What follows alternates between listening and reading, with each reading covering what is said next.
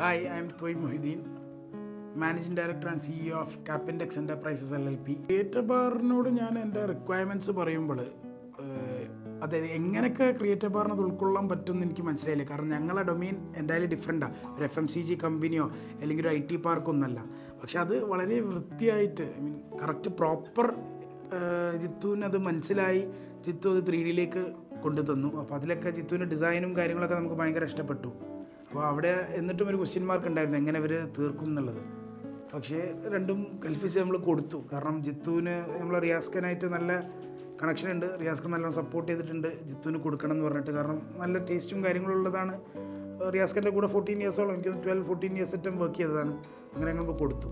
എനിക്ക് തീരെ ഉറപ്പില്ലായിരുന്നു ഈ 90 ഡേയ്സോടുകൂടി ഇവരിത് കംപ്ലീറ്റ് ചെയ്ത് തരുന്നുള്ളത്.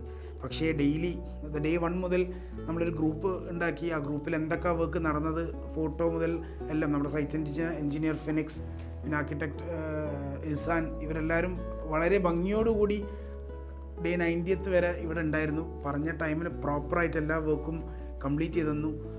അതിലൊക്കെ അപ്പുറം എനിക്ക് പറയാനുള്ളത് 3Dയിൽ കാണിച്ച അതേപോലെ തന്നെ ഫൈനലിലേക്ക് ഇവർ എത്തിച്ചു തന്നു.